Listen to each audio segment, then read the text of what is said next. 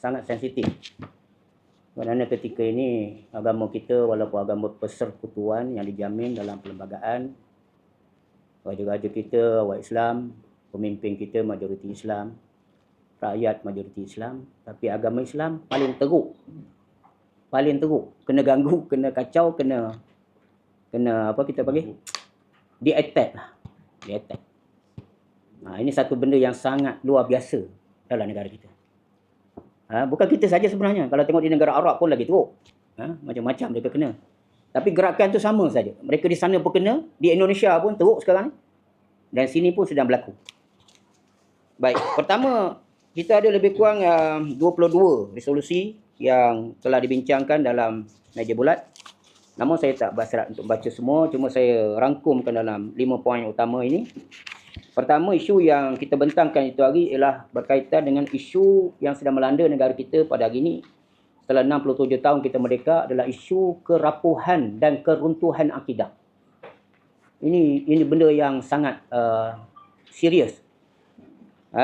Di mana akibat daripada generasi baru yang lahir, yang bangkit pada hari ini, isu ini adalah isu yang kita melihat sangat bahaya kerana kekuatan Rasulullah SAW mentarbiah di Makkah itu 13 tahun itu adalah akidah. Sebelum nak diri kerajaan Islam Madinah tu akidah dulu. Baru senang 10 tahun Nabi menjalankan syariat. Jangan beranganlah negara madani kalau akidah rapuh dia lentang pukang. Jadi isu akibat daripada isu keruntuhan akidah ni apa sebenarnya yang berlaku? Ialah di mana gerakan orang Islam dia akan diserang dengan fikrah, pemikiran-pemikiran yang sesat. Ni ajaran sesat, serangan ini melahirkan pemahaman bahawa agama itu sama. Tak ada lagi dah agama Islam tu tinggi dah. Sama saja, hak kita sama. Sebab hari ni hari-hari wirid perlembagaan. Dia tak wirid dah hadis Nabi al-Islam ya'lu wala yu'la ala Islam tu tinggi, tak ada dah. Dia heret hari ni tentang hak kita sama rata, hak kita sama rata. Ini pemikiran sekular, pemikiran liberal, pemikiran plural, pemikiran moden pada hari ini telah menyebabkan Islam tu tidak dipandang tinggi lagi. Agama tu tak dipandang tinggi. Jadi justru itu lahirlah golongan yang begitu ramai pada hari ini, kalau tengok dalam Facebook terutama sekali, golongan yang menghina Nabi, menghina Islam, menghina ulama'. Ulama' jangan cerita lagi lah hari ini. Dia lekeh ke betul lah. Ulama', menghina orang-orang yang alim, menghina. Sampai ke tahap murtad daripada agama Islam. Ini akibat daripada akidah. Tu kalau kita tengok satu artis K-pop saja datang ke ke Malaysia, berapa ribu orang sesat konsert K-pop, melalak melolong macam orang tak sedar diri. Tengok dekat artis lelaki lalu saja di airport tu, yang perempuan Melayu tudung menjerit-jerit macam orang histeria. Nampak?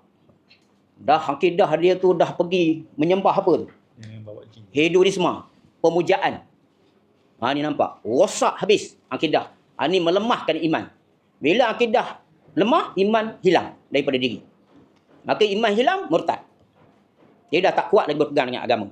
Itu kan tengok. Sebab itu kita tak heran. Gejala ini begitu banyak. Hina kes ini Islam pun banyak. Kalau kita nak tengok di sini pun banyak. Di dalam negara begitu juga. Yang kedua, yang berkait dengan akidah ini juga berkait dengan ancaman, berkait dengan syariah. Kita bukan diserang di sisi pemahaman saja, tetapi kita diancam syariah. Tengok kekalahan-kekalahan kita dalam kes mahkamah. Saya ingat lebih 10 kes kita kalah. Betul? Kes Puan Loh kita kalah 3 orang. Berada dalam, walaupun dah belajar tahfiz. Sekarang dah serah balik pada ibu dia bukan Islam. Mufti Perlis yang lantang tu pun tak boleh selamatkan. Nak sembang apa? Kau berlawan dengan Ahlussunnah wal Jamaah sesama kau, hebatlah. Kau berlawan dengan geng gerakan Kristian, gerakan yang murtad kan? Kenapa kau tak buat? Tunjuklah hebat kau. Tak lawan pun. Bagaimana nasib anak Puan Loh 3 orang? Akidah dia. Ini nak ceritakan susahnya. Kes Iki Putra, tengok kita kalah. Kes lewat. Tak ada undang-undang. Kononnya bertindih dengan perlembagaan pula dah. Tak boleh buat undang-undang lewat dah. Tak boleh buat dalam hukum syariah dah. Akibat daripada kekalahan itu, Kelantan pula kena. Siapa? Kelantan? Ni Elin. Ni. Serami Mekah tu. Ingat nak tegakkan hudud. Rupanya 16 enactment yang sedia ada lingkup. Berkubuh. Nampak? Yang tu Aiki Putra kes lewat gali kuburnya. Hak sana pasang betul nisan. Nampak? Bahaya tak bahaya yang mengancam syariah kita sekarang? Di mana undang-undang syariah? RUU untuk undang-undang lain mudah je lulus. Ini baru ni 20 kerusi je ada. Orang tengok tak ada orang. Boleh kat Parlimen 342 lulus. RUU 355 daripada dulu sampai sekarang. Bukannya susah nak ubah sikit je. Semua orang bukan Islam nak campur tangan. Semua bantah. Nampak? Sampai sekarang tak boleh buat. Nampak? Susah ni Islam. Teruk betul kita sekarang. Tapi RUU lain senang je lulus. Apa pun anggur. Kerusi pun anggur. Walaupun orang tak ada. Jadi di sini menunjukkan hukuman syariah mahkamah kita rendah, hakim kita jadi rendah, peguam kita jadi rendah belaka sebab mahkamah sendiri dah rendah. Islam tu dah tak tinggi dalam negara walaupun dijaga oleh Yang Tuan Agong, walaupun dijaga Raja-Raja Melayu tapi dia tak tinggi. Okey. Jadi itu menunjukkan kegagalan, okey. Jadi saya tak nak urai sebab kita akan jadi panjang. Jadi apa yang saya nak sebutkan selepas daripada syariah, ancaman kita akan berdepan lagi dengan masalah keruntuhan adab ataupun keruntuhan akhlak, LGBT, seks bebas, zina tiap-tiap hari, judi, pelacuran, pornografi, derhaka dengan mak bapak, rempit, samsing, juana, layan nak luar nikah, arak, dadah, judi, curi, rogol, rompak, budaya hedonisme, pahaman sekular, liberal, plural, kegagalan menyekat lubu-lubu maksiat, berlambak-lambak. Kita akan mengutip sajalah masalah dadah. Baru ni kita bincang di Selangor saja peningkatan dadah 24.8%. Setelah 6-7 tahun kita merdeka, usahakan kata nak hapuskan dadah. Tapi dadah meningkat lagi. Jadi itu satu berkaitan dengan adab dan akhlak. Dan yang ketiga ialah isu integriti. Dan hari ini kita dapat lihat integriti yang saya masukkan ini bukan soal integriti orang awam. Orang awam ni dah terjebak macam-macam dengan keruntuhan akidahnya, berpecah belahnya, anak-anak muda terjebak dengan gejala sosialnya macam-macam. Yang penjawat awam yang banyak-banyak paku-paku tu. Jadi kita dapat lihat golongan-golongan ini, mereka ini penjenayah berlesen namanya. Penjenayah berlesen. Penjenayah ni lah yang paling bahaya. Sebab tu kalau dia nak menyiasat orang, laju je, bunuh sosma dan macam-macam. Tapi cuba dia nak menyiasat kes dia tu. Saya beri contoh kes statement daripada IGP daripada tahun 2020 hingga 2003 kita dapat lihat salah laku di kalangan polis saja seramai 5,400. Tuan-tuan, 3 tahun 5,400. JIT Bukit Aman dedahkan 5,413 orang aduan salah laku anggota PDRM. 804 orang pegawai anggota polis dia kena hukuman tata tertib. Tuan-tuan, 3 tahun 5,400. Ini kes darurat ni patutnya. Sebab yang ambil tu angkat sumpah lagi tu. Pakai baju Allah Muhammad dekat angkat sumpah tu dapat gaji lagi, dapat pension lagi. Tapi berkhianat. Bersekongkol dengan kartel, bersekongkol sana, bersekongkol sini. Sampai kiamat kita tak selesai masalah tuan-tuan kalau macam ni keadaan. Sepatutnya istihar darurat ni. Rakyat sebab tu rakyat bimbang ni sebab harapkan pagar. Ini masalah kita lah. Kita terpaksa terang. Dan kes bukan kata kes biasa. Sampai kes bunuh pun sekarang ni dah banyak melibatkan. Jadi ini belum baru cerita pihak polis. Belum cerita immigration. Counter setting baru ni. Apa? Warga-warga asing masuk. Boleh buat IC. Boleh beli IC. Palsukan IC. Tanah pula PTG. Tengoklah cek. Tengok. Kita berentak tanah di Pahang. Berapa ramai orang-orang dalam tu pakai dibeli oleh toke-toke. 2 kali menang mahkamah. Masih tak boleh ambil lagi. Itu yang saya kadang-kadang marah sangat. Kenapa isu GISB kau orang boleh bertegas begitu hebat?